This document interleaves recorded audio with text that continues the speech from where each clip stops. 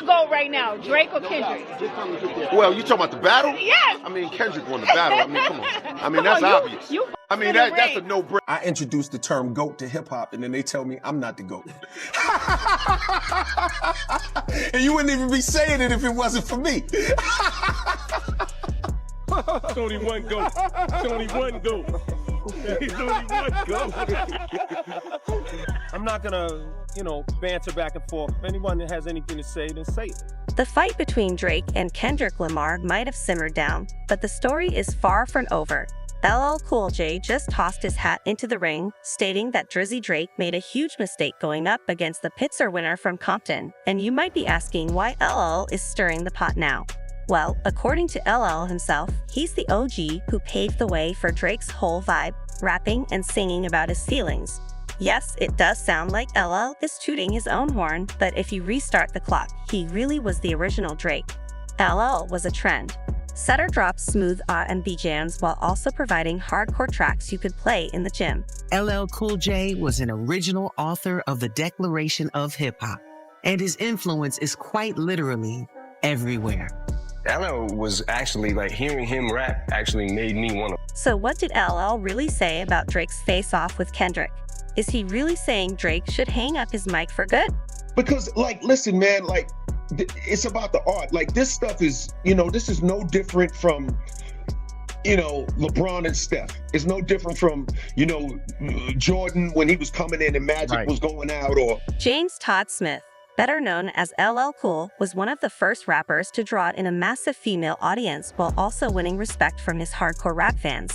You know what I'm saying? The last of the red hot loving MCs, looking for a little. That's my theory. Ladies love long, hard, and lean. And now you know what LL means. And so are we. And when I find you, I'ma pour all my love inside. I need love. Anybody want to come up here with me? Everybody needs love. Only suckers are scared of love. LL was the first artist signed by Def Jam in 1984, and his debut single, I Need a Beat, played a key role in helping the label land a distribution deal with Columbia. LL's debut album Radio in 1985 was the first project Def Jam ever produced, marking the beginning of an era for the man who coined the term GOAT in hip-hop. LL Cool J is a superstar with over 13 million records sold, mainly in the pre-streaming era. He also smoothly transitioned from music to TV and movies, boasting possibly the second most successful on-screen career of any rapper after Will Smith. LL has also won numerous awards and honors, including 2 Grammys, and in 2017, he became the first rapper to receive the Kennedy Center honors.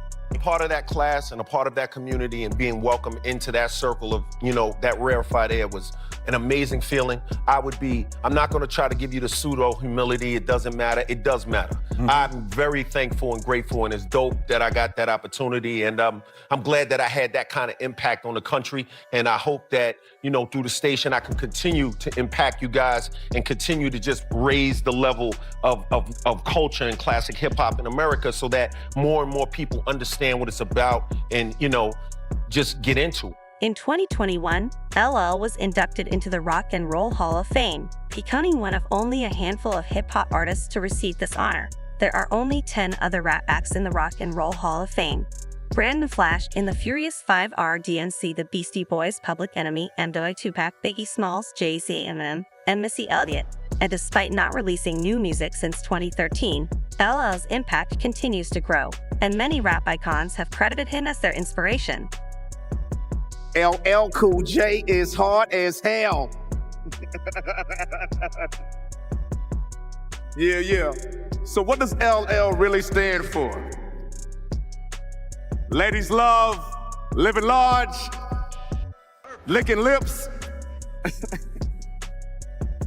Well, I'm here because I personally think it stands for living legend. L, do you remember a story you told me about leaving Def Jam? You were the first artist on Def Jam. You recorded all of this music and delivered all of these albums. Then fast forward to this, your deal is up. And you told me you were really expecting a really high dope parting gift, right? Do you remember what you told me you got? A cheap watch. Right?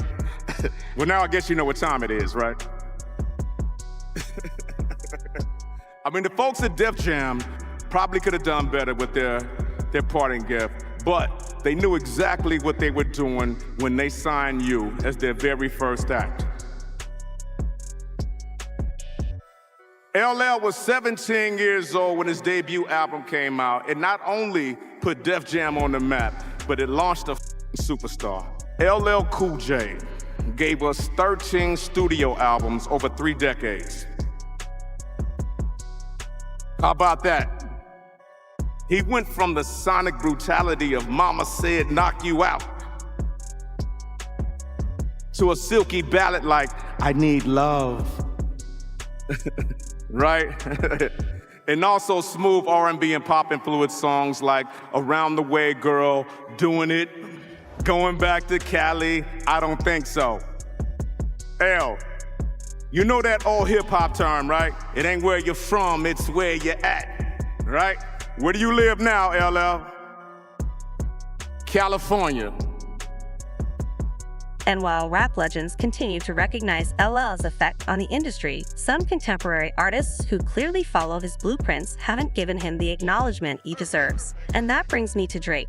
There's a good case to be made that LL was the prototype for Drake, and LL himself sees the parallels in his 2020 interview with Complex. LL discussed his 1987 hit I Need Love, one of the first sensitive rap songs to become a hit, and he recalled there was a lot of friction when the track was released back then. It was really conservative, and if the energy wasn't testosterone, like I'm punching you in the face and kicking the door down, you don't get a lot of credit. LL told Complex that in hip-hop, you only get brownie points for creativity within certain boundaries. When you try to go outside of that box, if it's anything not considered 1000% straight, you get no credit. Later in the interview, LL said that he was glad that he created a genre, and then he singled out some of the rappers he thinks are heavily influenced by him, including Fabulous and Jadis. I'm glad that now, years later, a fabulous person can go out and do his thing and still be very well recognized as a lyricist. LL said Jadis can do his love song and still be well recognized as a lyricist.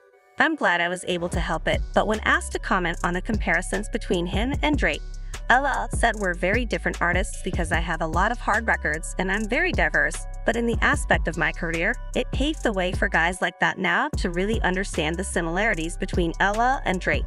Look no further than LL's sophomore album, Bigger and Deeper, and its lead song, I Need Love. The track broke the mold at a time when rappers were portraying themselves as womanizing party boys with no feelings, or social commentators like Drake, who started his career with emotional tracks like Best I Ever Had aimed at women. LL faced charges of going soft or selling out, and throughout the years both artists have taken heat for their women-centered songs, but LL didn't let those comments about him being soft get to him. Back in 2013, LL was asked by Interview magazine to comment on I Need Love being a very soft song in terms of the lyrics, and LL answered, "It's not soft, it's the truth. Love ain't soft, man. It's just a part of life. And see, this is exactly what Drake should have done. He should have embraced the image that made him famous in the first place, just like Kendrick said on Euphoria.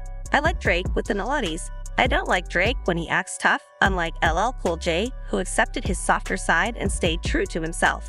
Drake let those jabs about being sensitive get under his skin. Suddenly, our favorite nice guy was trying to prove he was tough, overcompensating in a big way, singing about his mob ties and degrading women. Don't get me wrong, like most rappers, LL Cool J also had his fair share of misogynistic lyrics, but he grew out of them, whereas Drake hasn't changed at all. If anything, he's gone backward. Remember when Drake first burst onto the scene? All his songs were about his journey to fame, his love life, and his hometown of Toronto. But all those Drake the type of guy jokes must have hit a nerve. Enter Drake's villain era, trying to shed his nice guy image. Drake did a full 180 and started flaunting a hyper-masculine persona in 2013 with the release of Nothing Was the Same. He was all about presenting a harder image, rapping about money and power plays. It was a clear attempt to rewrite his narrative, and it seemed like Drake badly wanted to be feared. Remember his 2014 single Draft Day, where he brags about hiring Somali men from the hood as hitmen and paying them in donuts and coffee. This was one of the first signs that Drake's tough guy persona was fake, and he was simply doing too much in a desperate attempt to be seen as hard.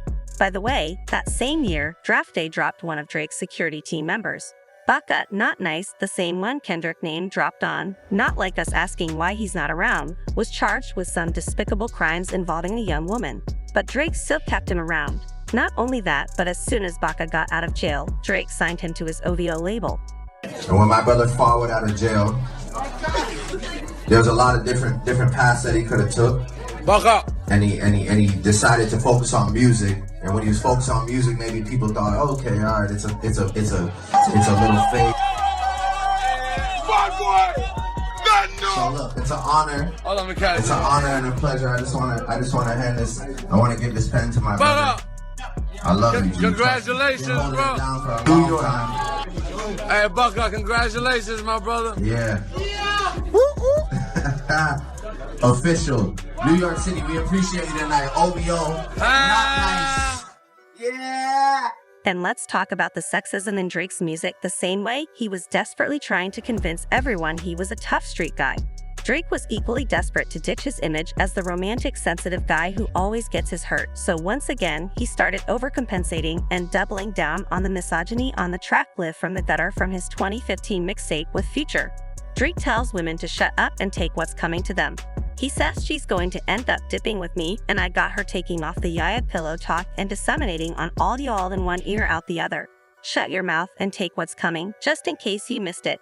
Drake PPS about taking a woman from the club, hitting her, which is a killing term for that snow, if you know what I mean, and then he tells her to shut up and take what's coming now.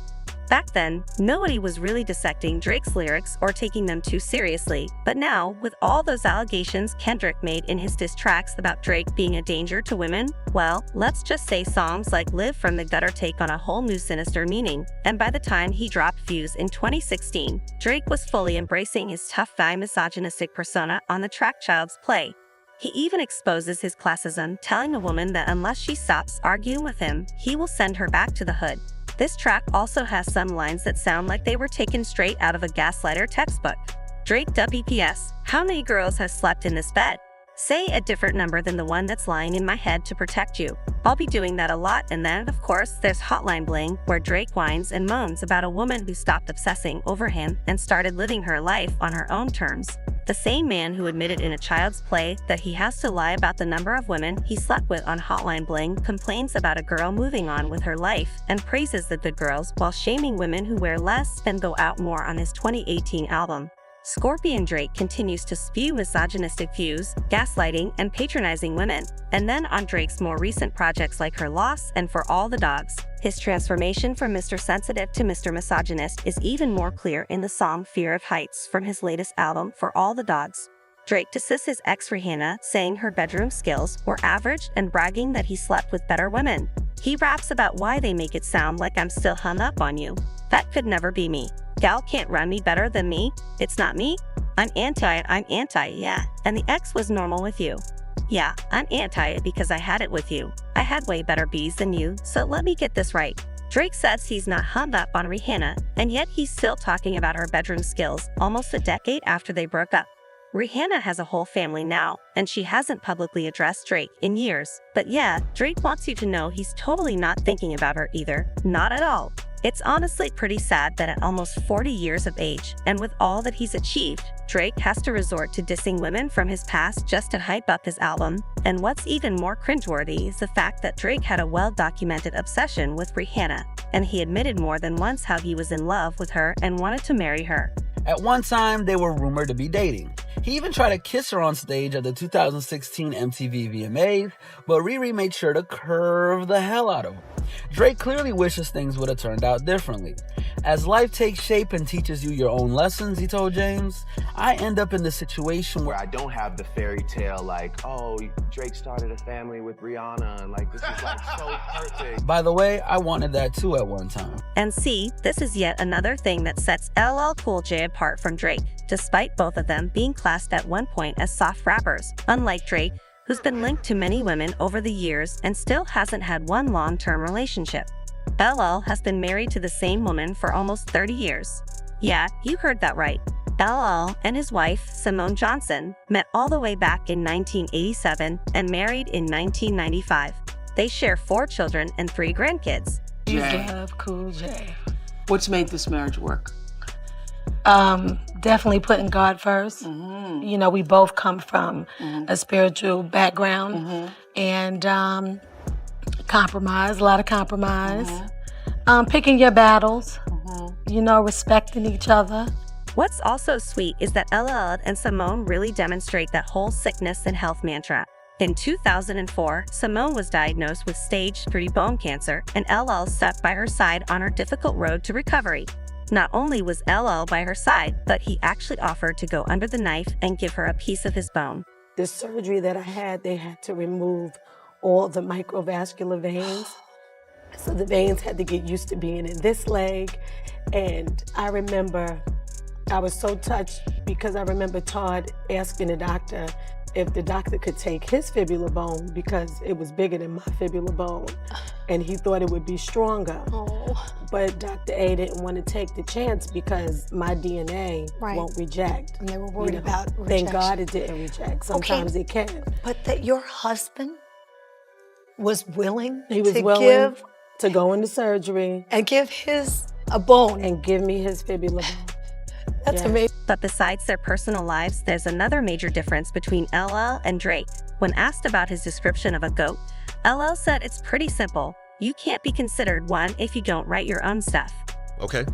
Can you be considered a GOAT if you didn't write your lyrics? Oh, man. Well, I mean, if you're going to go by the original rules, you can't. Okay. You know what I'm saying? If you're going to go by the original rules of hip-hop, you absolutely cannot. Okay. You can be the most popular.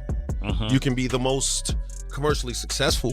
You can be the biggest chart topper, but you can't be considered, you know, the one. Like, you know, Michael Jordan has to play basketball for Michael Jordan. Yeah. Like, you know, he can't send LeBron out to play and then he sits on the bench and gets the points on his board. You know what I'm saying? The points go to his stats. Yo, you know what I'm saying?